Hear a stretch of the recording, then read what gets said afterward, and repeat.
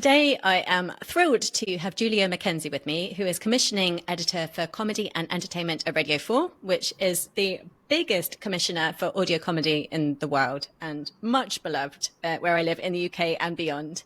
And prior to that, Julia was creative director at BBC Studios Audio for 7 years, specialising in comedy and entertainment production. So I have so many audio and comedy related questions for you, Julia. But before we dive in, is there anything else that you'd love people to know about you and your connections to comedy?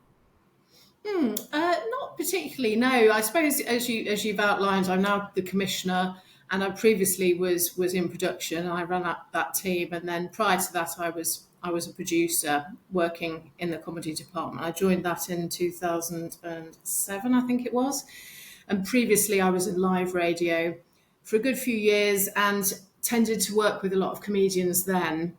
It was a station called GLR, which became famous for lots of brilliant people who started out there, people like Phil Jupitus and Chris Evans and Danny Baker and Chris Morris and Sean Hughes. You know, lots and lots of comedians had shows on that local radio station. And I also took over the job of producing the big Children in Need fundraising night at Shepherd's Bush Empire, which I did for about 6 years as well. So there's something about working with comedians and the particular joy of the way their brains work that really attracts me. And so I was so excited to then be able to exclusively concentrate on comedy. And now to be commissioning it is just like, you know, the perfect job arc in a way.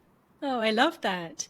And when you sort of think back through that tremendous arc, does it stick in your mind what some of those first crucial steps were for you? Because I think sometimes that can be what's most opaque to people, is how to start getting that experience that starts moving them, particularly if they're a creative person and might be interested in lots of aspects of comedy or writing. Do you remember what some of your first steps were that seem important? Well, I think... as I say, I've been in audio a good long while, and I started out doing work experience really to just get some hands-on experience of any type of audio. And that was really useful because it gives you a bedrock, and I wasn't at the very start doing comedy. But I guess it's the things that inspire you and make you tick. And for some people, it would be journalism and factual things, and they think that's what I'd really love to do, investigative journalism, and that, you know, interests you in your ordinary life. And whereas I was really drawn to comedians, you know, on the TV, going out to see comedy gigs, going to the Edinburgh Festival long before I started professionally. And when I first joined GLR, it was I think it was hearing some of the presenters on air and just feeling it was quite anarchic and different, and really gravitating towards that. And then I suppose you just get a foot on the ladder where you're in the same building as them, but you might not necessarily work with them directly, but you get some basic production skills, and then you can try and make sure that you get experience in the areas that you're really passionate about. So I suppose it's trying to get yourself into the right place, getting those basic skills, and then making your kind of preferences clear to the people who are in a position to, you know, get you onto those shows really, and your enthusiasm and so on. So you have to create your opportunities in many ways, I think, rather than just hoping that it's going to happen. Just try and see ways that you can really influence it so that it does. And I guess even though in local radio I started progressing up the management ladder and further away from production, I always that little light was burning inside me, so I made the decision to jump off management, go back down a level, and go into production of comedy. So I guess it's just staying focused on the things that inspire you, and you know, it's a joy, isn't it, to be able to bring an interest that you really like doing in your personal life, or that makes you happy, and combine it with your work field. And not everyone gets to do that, and it's a real privilege. You know, I could have carried on attending comedy and loving comedy and gone a different path, maybe a more journalistic path, and the two could have been sort of parallel. But that joy of being able to bring the two together was really special. But I think a lot of people won't even know that there is a place that specialises in making comedy, for instance. So it just requires sort of getting in there and listening to as much stuff as you can, so that you can be as informed as possible when you're trying to start a career. And actually, when I was at studios, increasingly there were quite a lot of stand-ups who were interested in getting in production. So I recruited two different stand-ups who are still active stand-ups who also were interested in being producers, and they had real good intuition in that space. So that's something that's happening a lot more now. So you could be a professional in comedy, but you want a bit more of a secure income, and you could perhaps combine the two and look to do a production role as well as continuing with your comedy career as a performer. That's interesting advice. And also potentially for people who, because lots of the people who listen to this podcast are writers, and some are writer performers as well, but lots are primarily writers. But interesting to think about how a writer might also combine that with that production experience. So actually, I wanted to ask you. Right. Yes, and I think there are a few examples I can think of as well who are not so performer oriented, but were writers and just really interested in getting under the bonnet of things. And, because it's all about, production is all about realizing the vision of the creative person you're working with. And as a writer, you obviously can write your own thing in your own voice, but also to earn a living in comedy as a writer, you might well write for other comedians and try to get inside their head. And I think a lot of writers are quite, they're instinctively good on formats and so on, and good at thinking off the cuff. And it's a skill they don't often get to use, which is thinking about formats and things like, panel shows and rounds and devising things like that. So definitely would encourage writers who sorry, this is a bit of a waffly No, answer. it's fascinating. Well, It's really got my brain going. No, it's really got my brain going thinking about formats, because myself as a writer, I am that mix of, yes, being very creative, but I also actually really am such a structure format geek as well. I love how things are arranged. I love how, like you say, we get under the bonnet and do that too. So I'm sure I'm not alone in that. And that's got me thinking about production in a whole new way, actually. I think I've seen them as more separate than is needed. And actually, one of the questions that I wanted to ask you, because I think it's personally really useful to have a really good understanding of other people's jobs. Like I started in theatre. I think it's useful to understand that you can have a much better conversation when you actually understand what a lighting technician is trying to do. I wanted to ask, from you manage a team of producers, as I understand, and from the kind of feedback that you get from them and the conversations that you have and your own experience as well, without having to name names, what do you think are some of the things that writers do that make other people's jobs easier and make their kind of creative flow move better? And what are some of the things that they do that they might not be aware of, but that can actually just make the process more difficult than is needed? Because we don't always... as humans, we try to be empathetic, but we don't always have that understanding of what a producer's really trying to do or what a commissioner is really trying to do.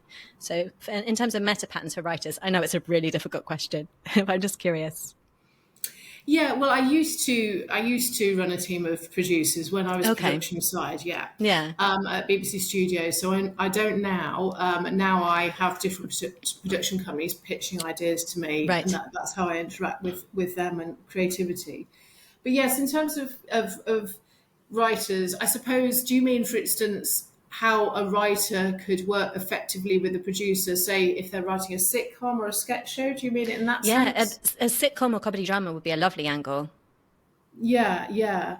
Well, I suppose, and there's lots of different types. There is the writer who writes their own sitcom script, which they might do by themselves or with someone else. And I guess, in terms of a productive relationship with the producer, it's really about, I suppose, essentially you've got to find the person that you vibe with first. And so you could end up sending a speculative script to a number of people, and you might, the first person that you have a coffee with, you might not quite gel with, and they might have let's say, for instance, you sent them a script and you meet up to talk to them about it. It might be they don't quite get it, or they start talking to you about things that you might do differently. And either that's going to, as a writer, make you go, oh, wow, that's interesting. I hadn't thought of it like that. And then you start to get real collaboration and you're like, I'm so excited about this direction. You're right.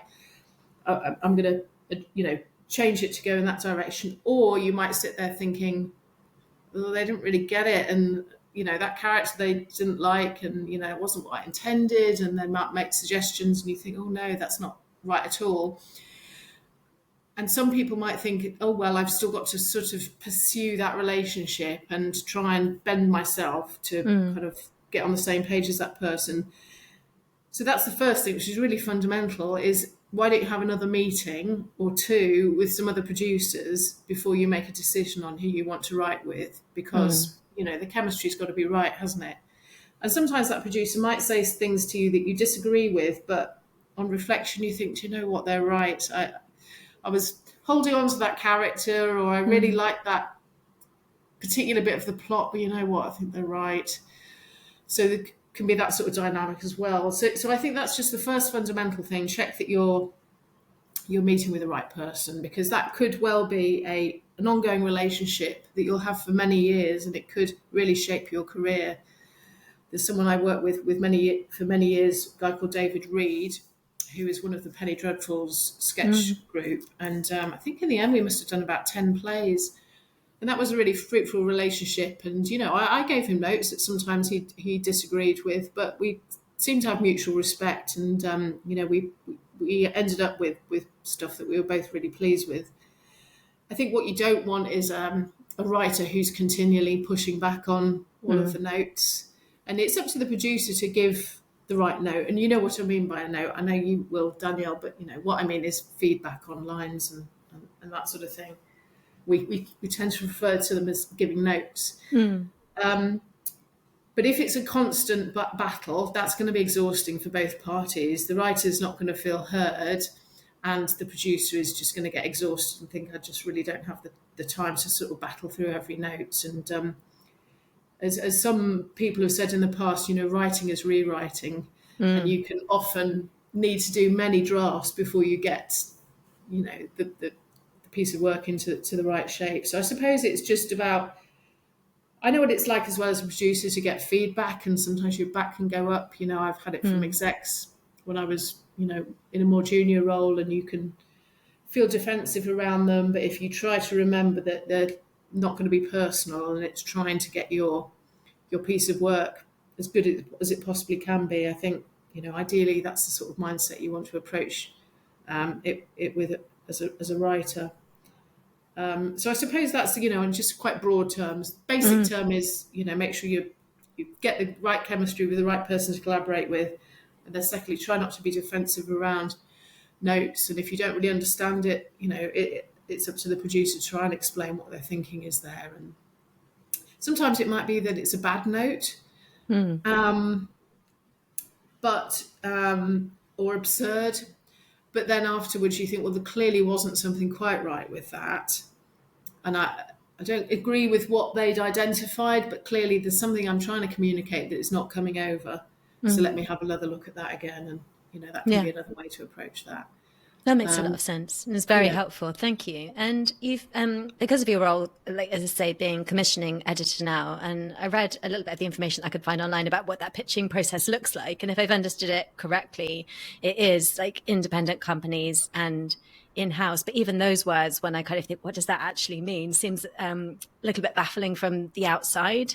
So I was curious if you wouldn't mind just giving people a little bit of an overview of what that might be, how that process works. And I know it can be different at different times, or if it's easier to come at it from the angle of like, what are some of the misconceptions when you tell people your job and they say, oh, I'm a comedy writer, and how they think that's going to match up, just to kind of clear up some of the ground a bit.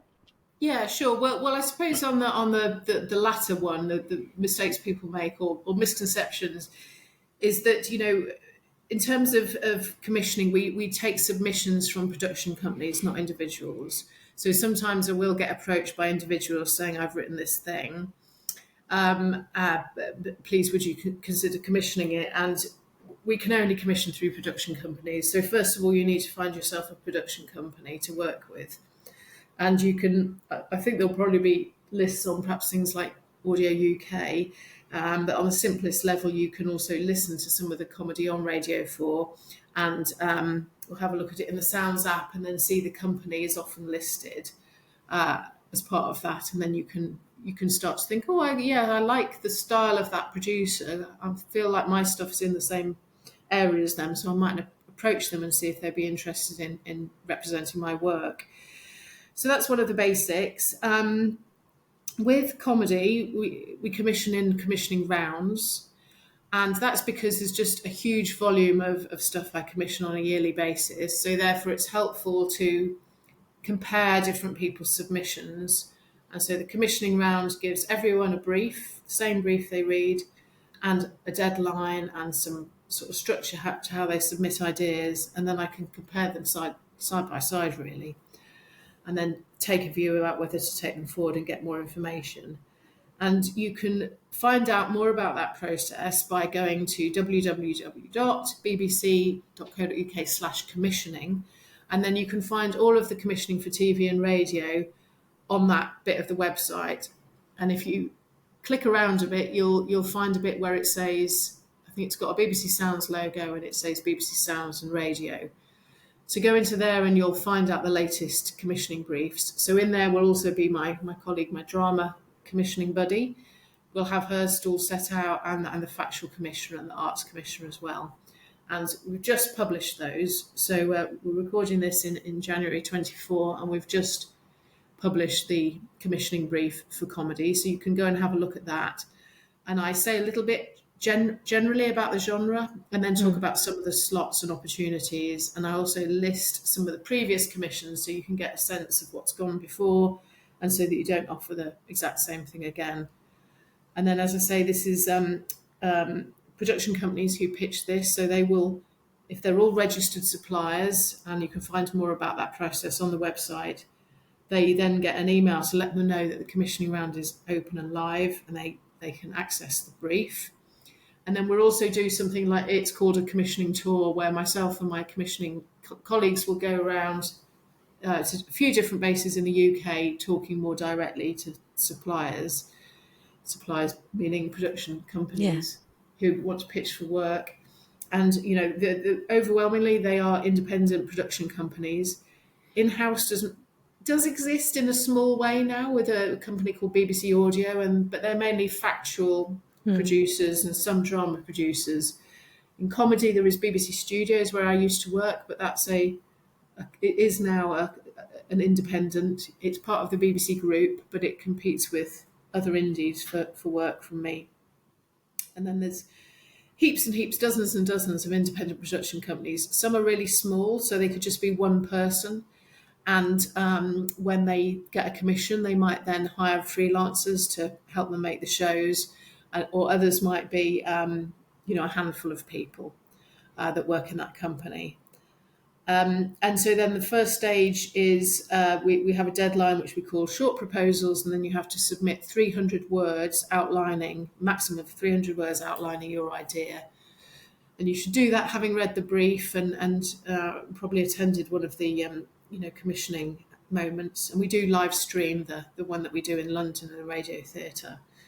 And then I get an awful lot of offers at that point, and I will have to reject a great deal. As many people say, unfortunately, commissioning is all about saying no, which doesn't sound much fun, does it? But it is the nature of the job, is that you commission fewer things than you will reject, I'm afraid to say. So I will reject quite a lot of things at that 300-word stage, and then about a third of those I'll take forward to the next stage, where they get to flesh out their idea into sort of 2 pages of A4, and I'll have a little meeting and chat to them more about their idea and what I need them to flesh out, and any questions I might have around that. So does that give you a decent overview? Yeah, it does. It gives a lovely practical overview, and really great for writers to be thinking about, even if they're not ready for this round, to be thinking, what does that look like for my current project? So I love that. Thank you. And because you are at the level that you are and do have this perspective on audio comedy that not many of us do have, what are you excited about, or if you think it's challenges you see coming, if that's a better way to take it, in terms of the even bigger landscape, when we've got things like Audible and Spotify and these other companies too, when you're thinking about like writers who really love audio but are struggling to make sense of the landscape, do you sort of have any insights or practical ways for them to think about what that looks like, or is it very similar that really you still need to be matching to production companies? Well, yes. Well, let's see. there's a sort of lower barrier to entry now in terms of getting your content out there. Because yes, if you want to get stuff on Radio 4, you will need to work with a production company and go through a pitching system to be successful. But and the same I would imagine for Audible and Spotify. I don't think they sort of take individually produced things, but maybe someone knows differently. But of course, anyone can create their own content and put it out there, whether that's on YouTube or you want to do it on Instagram or TikTok even. So there's no one stopping you doing that. There's a bit of rudimentary software, but you could also just do it on a smartphone. I suppose that's in a way my competition, as well as the likes of Audible, who have a lot, and Spotify, who have a lot of money to throw at big name talent. But you can be very successful with your own podcast commercially, as we know, and you can do well with advertised revenue and make a living that way. For writers, maybe it's a bit more challenging. There have been some famous scripted podcasts that have done very well. For instance, Wooden Overcoats. Now that's quite an old example now, isn't it? That's good many years old. But that was really quite complex sitcom that had many series of it, and possibly it's still going. I'm not sure actually. And there's been sort of improv-based sitcoms as well that have done very well. So I guess, often advice for performers will be there's no substitute for getting out there and performing. So if you're an aspiring comedian, you probably really need to just start making your content. And whether that's going on to an open mic night in a comedy club, or whether it's starting to publish, some short form TikToks or Instagram, or just being incredibly witty on X or whatever social media platform that is, doing a joke a day or something. And then writing, I suppose it's no different to that. How can you get your written content out there? Is that collaborating with someone who's a great performer that you really like? Is it working with other writers to script content, or is it going that sort of written medium like X or blogs or whatever? So I suppose it's you don't need to wait for a commissioner to validate your work, really, in that sense. Slightly lost trail of. No, that's great. I did want to ask you a follow on from that. If with the commissioning process, clearly, I'm projecting here, but from the way that you've described and things that I've read, like the concept and the idea is really strong, needs to be really strong.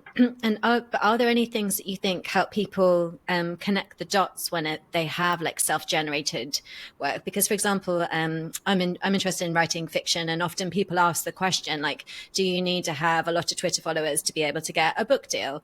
And right now, the kind of standard advice is for fiction, i.e. not non-fiction, but for fiction where it's a novel, actually, no, still the concept and the book is the most important part, but it's not going to hurt if you've got lots of followers. Different for non-fiction, in that people often are looking for that brand or that credibility to be able to back it up if it is then, a book on a particular topic, or it needs to be from a particular person who already has an audience. And so when you're thinking about when people are working with productionists and commissioners, how important do you think that sort of other part, that sort of brand, that voice, Twitter followers, having self-generated content is? Or do you still take things for people that's really based on the strength of the writing and the idea? And I know that's probably not an easy question to answer, but any thoughts would be really helpful. And you're asking that mainly from a point of view of a non-performing writer? Yes. Yeah. Yeah. It's, as you say, it's quite a hard one to make a general answer on. But, yes, I suppose if you deliver a knockout pitch in your 300 words, which is just really compelling and funny to read, and it's got these, let's say it's for a sitcom idea, and it's just got these really funny, distinctive, bold sitcom characters, and the premise is really, gettable, and you sort of think, I think this could run and run. Then I suppose the next stage is I'm like, so who is this writer? Yeah. Have I heard of them? If I haven't, what else have they done? Mm. Ideally, when I'd be pitched, the producer would include a bit of biog and a bit of information, so Yeah. so and so has previously written on this sitcom, or has written this book, or writes this blog, um, has been a contributor to this sketch show, just to give me a sense of their credentials and that they can deliver, Mm. deliver to deadline, deliver consistently. What it would help me with comedy to think that they've got some comedy experience behind them. Mm. If they've just done some theatre and they come from a drama background, I'd be like, oh well, there's clearly comedy potential here, but I'm just a bit worried, about really what their comedy chops are beyond this paragraph. Yeah. So I suppose it would be nice to then be looking up, oh, they've got this credit on this short film, or Mm. oh, that's their if they're a comic writer, oh, they've got a profile on X, and actually they've got some really funny tweets here that shows something of their personality. They can craft a nice sentence, and Mm. there's a bit of engagement from people. Or they've written this blog. It might not have a huge audience, but it's really funny and well expressed. Or you'd have some sample scripts. Even if you hadn't been commissioned, you might have written some sample scripts that you can share with me. At that stage, I might just read the first 10 pages to get flavour. But you just need to provide some evidence. It's like, if you had someone coming around to do some work on your home, Yeah. you would want some evidence of their past work, wouldn't you? Absolutely. And so you could go, oh, I see, yes, no, that's good, and well, the reviews are good, or I see they won't trash my home, or whatever. I don't know. It's probably a terrible analogy, but No, you know it's what I good. mean. I It's do. not surprising, given the competitive field, that I would be looking for evidence of that Yeah. person sort of being motivated and writing and cracking on. I think you 100%. just can't, as a writer, sort of sit there thinking that you are, a future star, but yet really haven't put yourself out there by writing much, Yeah. and just expecting me to, off the bat, just say, yeah, fine, no problem, I'll commission 6.5 hours, please. Yeah. Yeah. And I really enjoyed reading there was a press release that came out on Blue Monday in the UK of the roster of shows, which just looks so exciting. So I wanted to ask you from that, the role that pilots still play. Because we might have all kinds of assumptions, and we still use the word like pilot for sort of TV or whatever, but it'd be lovely to have an up-to-date sense of like the really practical role that pilots still play.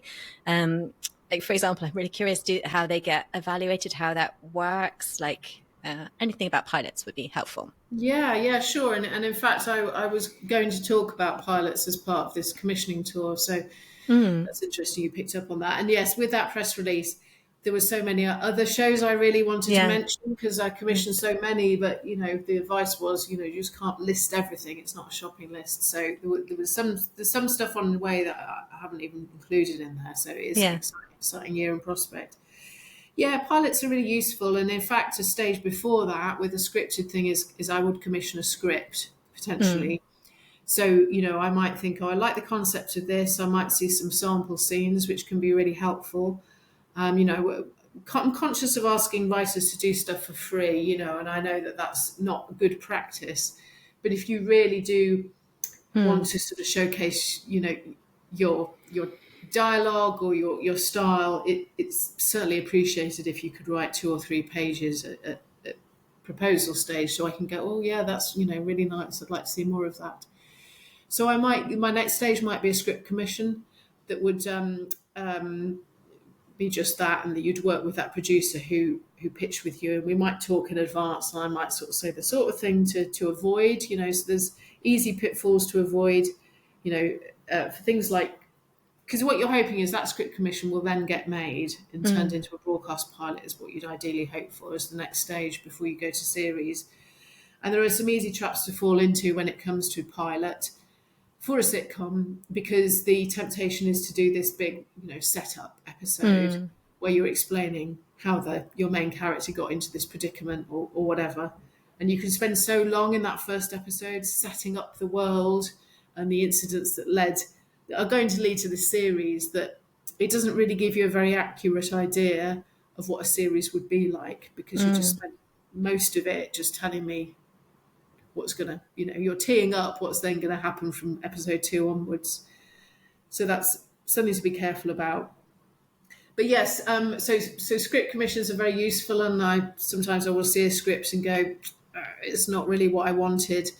I might give some feedback and can do another draft, but if it's still not working, I just, rather than drag things on, I'd prefer to just be direct with people and say, there's some nice qualities to this, but it's not what I'm after. I can't really sort of see it as a series. But then hopefully we will say yes, please, to a broadcast pilot. And I've got one coming up, which I'm going to see recorded this Friday, actually, called Rum Punch.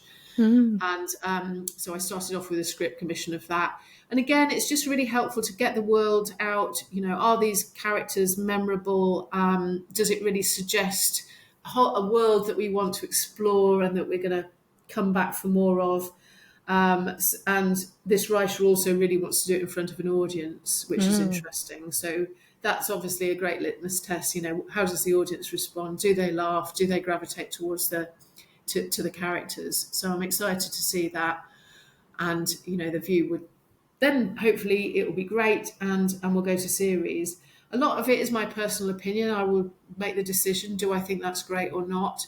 Obviously, if no one laughs during the recording, that's some feedback I can't ignore. Even if I still really like it and no one really gets it, then I've got to be, mindful of that. I've also got to bear in mind the larger audience, substantially larger audience, which is the listening audience. And not all shows have audiences either. So, it comes down to my judgment, how funny it is, and I can be objective about that as well. It doesn't have to be 100% my comic taste. But yes, it's just super helpful at that point to sort of think, do I really, if I was a listener, do I really want to hear episode 2 now? Or would I be like, yeah, that was fine, but I'm not really sold on it. So sometimes things do go to pilots and I don't take it further. And we have a season of pilots that I mentioned in that press release, which are happening at the moment on Sunday evenings, Sunday tea time. And that was response to me asking for people to come up with formats that gave an opportunity to a range of talent. So there's sort of mixed talent formats. So I won't be able to take all of those through to series, but I'm hoping that I might be able to take 1 or 2. So it's useful exercise, and the listeners are getting to hear those as well. So it's a great tool in the box, and because it's also competitive, it's just very helpful extra filter to me. So I don't commit to a series and then regret it, and then it's another year until I can get something else on there. Yeah, that sounds tough, but exciting as well. And that's really helpful to kind of hear that process. Thank you. Very inspiring too. And I did want to ask you about formats. And again, not an easy question, but because I was reading about some of the different shows that have been in development, and also with BBC Sounds. And it's possible that listeners might have latched onto a particular kind of show that they like, and they know that format, but that's it. And actually I think there's potentially more audio formats than people are aware of. So I just wondered if, again, it's a difficult question, but if there's any audio formats that you think writers overlook in terms of how they're working. So they might just be thinking, just sketch show or jokes or 30-minute this. What are some of the formats that might get overlooked, or that you're personally excited about exploring, that you may even not know how they're going to work for listeners now, but you're thinking about attention spans or what might work, and you're excited to try for audio? Yeah, well, I suppose I commission such a wide variety of types of formats. So there's quite a lot of different flavours. So there are the kind of sketch-based, and all of these have different forms they can take, So, sketches can be audience or non-audience. They can have a lot of sound design.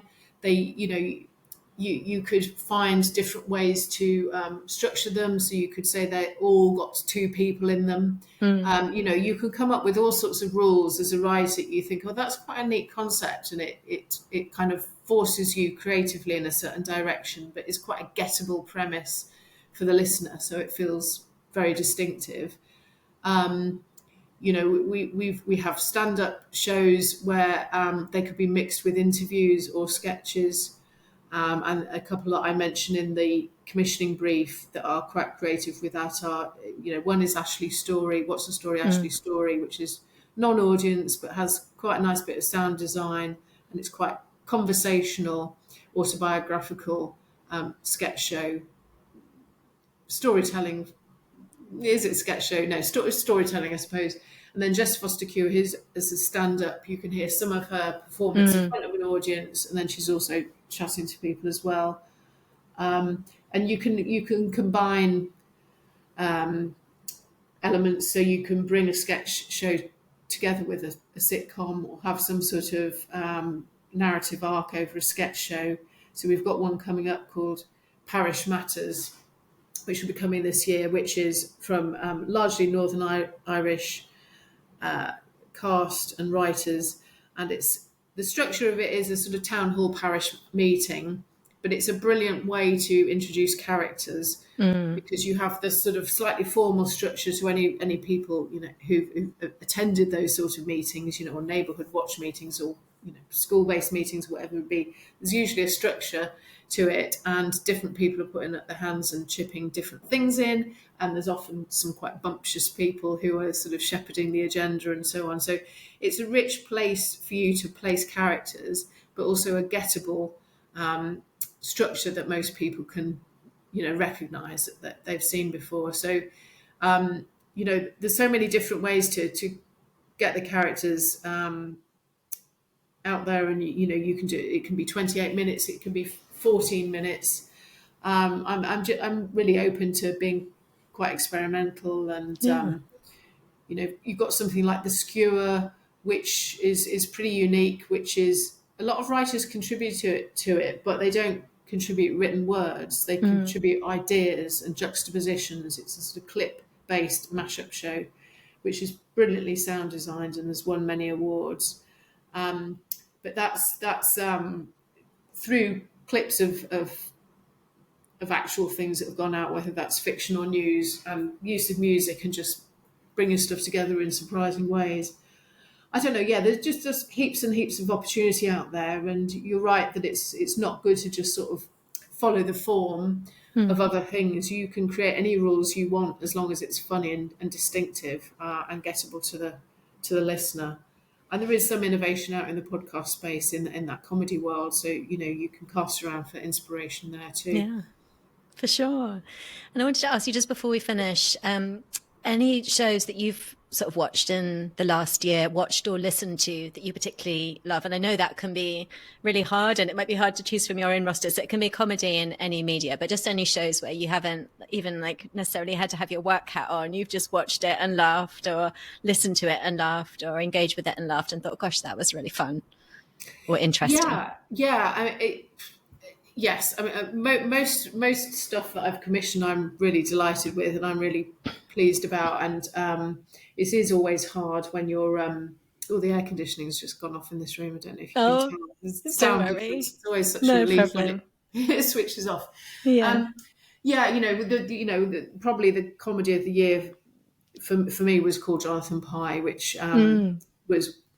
was brilliant sitcom, taking an online character that is known for his sweary online rants and then just trying to build out his world in a way that really excited and satisfied his existing audience, and also did a piece of work for me which was perhaps changing perception about what Radio 4 comedy could be. It's extremely sweary, and I think a lot of people thought, how on earth did that end up on the BBC? But it's also super smart and great writing. And then we've got other great, slightly more autobiographical things, Janie Godley, C-Bomb, brilliant storytelling from Janie's Glaswegian childhood, and also she's coming to terms with having terminal cancer. And speaking of cancer, Laura Smith did a fantastic one-off called I Don't Know What to Say, which is about the paralysis people have when they're confronted with kind of difficult news, and extremely, extremely funny. And all sorts of other shows that I could go on a list, which aren't all stand-up based. Yeah, but there's some wonderful recommendations though for people to start, because like you'd say, once you dig into it, I think the BBC is tremendous at creating a resource and like archiving things and pointing Yeah, people to things, which is brilliant. So there's so much to explore. It's an yeah, absolute treasure exactly. chest. But it's always lovely just to have a few to start, and then people Yeah, can follow their own interest through, can't they? of course, Yeah, and just which is quickly, awesome. two others with scripted hat on. Yeah. Icklewick FM, which is just about to start. Late Night on Radio 4 is a sort of semi-improvised sitcom, sort of sketchy type thing. And then Nora Meadows' Week of Wellness was slightly also a bit improvised, but, taking a counsellor and her slightly flawed ways of speaking to her clients. So there's heaps of stuff to check out on BBC Sounds, and you can have a look in this umbrella feed called Jokes, which I've just launched, where I'm putting a lot of fresh Yeah, I comedy. was reading about that. Did you want me to talk about a couple of TV things, or are we out of time? Yeah, no, absolutely. If you've got time. Yeah, I mean, these aren't completely of the moment, but the change that Bridget Christie did on Channel 4 is excellent sitcom. I thoroughly I enjoyed missed that. Yeah, which was last year, which is brilliant. She's a great stand-up, and she's done award-winning content for Radio 4, but that's a superb, very funny sitcom, which has got a lot of sort of heart to it. And something else which I just think is a fresh take on using narration as a device would be Never Have I Ever on Netflix. Yeah. You've seen that? Yes. Yeah. And what sort of fresh, surprising thing, story of a sort of Indian American school kid, really, isn't she? But she progresses through her teenage years and her experience at school with her buddies and her mum, but also the really novel thing of John McEnroe being the narrator, which is not what you're going to expect. And you think, how on earth, who brought the two together? Yeah. And it's hilariously funny, his voice over. Very used sparingly, but it's very funny, and they do sort of explain why he is the voiceover. At one point, I can't remember if that's in series 2 or series 1, but I thought that's just sort of fresh and different way of doing sort of autobiographical stuff, but then just doing something completely unexpected and having a John McEnroe of all people providing the kind of funny lines. So yeah, that's just worth a look if you're a writer, just to sort of see how playful you can be with a sitcom. Yeah, I agree. I think Mindy Kaling's a genius. So yeah. And like you say, I think that's such a lovely example. Now you put that to mind, because it is like, we often hear the advice that we want things that are relatable or that we can, that are accessible, but surprising. And like you say, the John McEnroe narration for 13-year-old girl is just a brilliant example. Such a fun show. And like you say, really, really funny, loads of heart. Thank you for bringing that back to mind. Great. And I'm going to check out your first recommendation, because that was new to me. I missed that. So great. Thank you. Great. So I'd just love to finish up by asking, where should people go to find out more about you or the things that you've been talking about today? As we say, writers, don't go and bombard Julia individually. But if people want to find out more about the things that you've been discussing today, what's the best point to connect with and come and find you in that sense? Well, definitely have a look at that commissioning website. Do you want me to say the address again? Yes, if you don't mind, that'd be great. I will put it in the show notes, but just in case anyone's driving and trying to clock it. Sure. Yeah, so go to bbc.co.uk/commissioning. Yeah. And then from there, you will be able to navigate to look out for the Sounds logo, and I think it'll say BBC Sounds and Radio. And then you can see a Meet the Commissioners page. There's a little bit of, I'll be on there and a few of the others. And then if you look out for current opportunities, click through to there, you'll see the briefs. And so you'll see mine, and you'll see the drama one, you'll see the factual and arts one. So that would be a good place for you to look. And within that document, you will see that I've listed shows that have going out in those different slots. So some of them haven't gone out yet. Some will have, and you can research those. Yeah, check out Jokes, the podcast feed on BBC Sounds or wherever you get your podcasts. It's just recently launched, so we're just slowly adding stuff to that. But also you could do worse than just having a little rummage around on the BBC Sounds app, going into the comedy genre, and you'll see different comedy charts there. Some of that is archive comedy, but I think you'll probably start to get your head around as you browse through. You'll be able to see what is the older stuff and then what's the new stuff, and start to get a sense of, the stuff I'm commissioning. And there's really no substitute for listening to it, really. And, you can listen on a radio at 6:30 weekday evenings for our prime time slot, and then it's 11 p.m. on a Wednesday, and as of April it'll be 11 p.m. on a Saturday night as well. But all of that stuff is also saved on Sounds, so really you just need to listen to plenty of stuff. I am on X, but tweet very sporadically. Sort of like a lot of people hold my nose when I go on social media sometimes. Yeah, that's a good way But of putting it. what I do tweet, I tend to promote the content. But as I say, it's a little bit hit and miss, but you could, follow me, and I'll try and, get a bit more reliable with it, and send out recommendations and any news updates and that sort of thing. Wonderful. Yeah, and I do follow you for those recommendations, because it can be easy to miss something in like the landscape where there's so many things. So I do find it really useful to follow you and be like, oh, what's that? And then I go and find out about it and listen. It's great. Great. So thank you for doing that. Yeah, no worries. And then two other umbrella feeds. Comedy of the Week is quite useful. That's sort of usually one episode from a series, worth subscribing to that. And then Friday Night Comedy, that hosts the News Quiz Now show, Dead Ringers, and there are opportunities as a writer if you enjoy satire and you fancy yourself being able to do topical one-liners. If you have a listen to that, there are opportunities to get in touch with the production companies of those shows and try and get yourself some writing work on those. Oh, and yes, I must mention our open door show called DMs Are Open.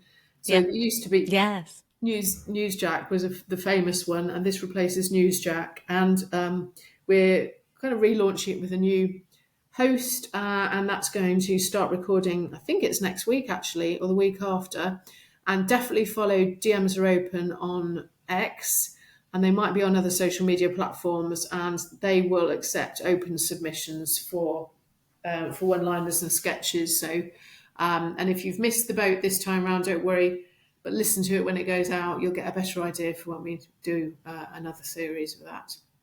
That's fabulous. Thank you. And obviously I'll put all those links in the show notes. And thank you, Julia. I know you're like right in the thick of commissioning rounds, and you have so many priorities and so many things you're juggling. So I really appreciate you generously giving your time today and giving us such a great insight into behind the scenes at that level. So much practical advice to take away, so many things that you made so much clearer, and so many things that I'm excited to check out. So thank you so much. It's my pleasure. I hope it didn't get too waffly at times, but no, awesome. Glad it was thank useful. you.